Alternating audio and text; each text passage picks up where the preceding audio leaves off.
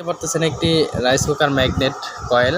তো ম্যাগনেট সুইচও বলে থাকে অনেকেই। তো এই কয়েলটার সমস্যা দেখেন যে এটা ভাত হবার আগে বারবার সুইচ উঠে যাচ্ছিল। আর এটার সুইচ উঠে যাওয়ার কারণ হচ্ছে এটা হচ্ছে মরিচা হয়ে গেছে অনেক। আর এটার কিছু নির্দিষ্ট পরিমাণ টেম্পারেচার থাকে। এই টেম্পারেচারটা আসলে এটার মধ্যে চুম্বক আছে, চুম্বকটা আর এখানে যে পাতি আছে, পাতির মধ্যে যখন কয়েলটা গরম হয় তখন কিন্তু এটা অটোমেটিক ছেড়ে দেয়। তো অতিরিক্ত গরম হয়ে গেলে ছেড়ে দেয় বা এটার মধ্যে যে চুম্বক রয়েছে এই চুম্বকটা নষ্ট হয়ে যায়। এই কারণে কিন্তু ম্যাগনেটটার পরবর্তীতে কাজ করে না। তখন কিন্তু আপনাদের এই যে ম্যাগনেট কয়েলটা রয়েছে, যেটা অটো ম্যাগনেট কয়েল, এই যে পাতি দেখেন, আপনাদেরকে দেখায়, এই যে পাতিটা দেখতে পাচ্ছেন আপ ডাউন করতেছে, এই পাতি আর সামনে যে পাতি এটা কিন্তু অ্যাডজাস্ট হয়।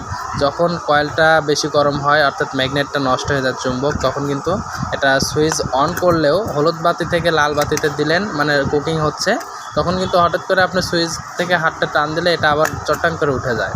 তো এই সমস্যার জন্য আপনারা এই ম্যাগনেটটা চেঞ্জ করবেন, বা ভাত হওয়ার আগে যদি বারবার সুইচ উঠে যায় তাহলে এই ম্যাগনেট চেঞ্জ করে দেবেন, আর এই সমস্যাটা হবে না।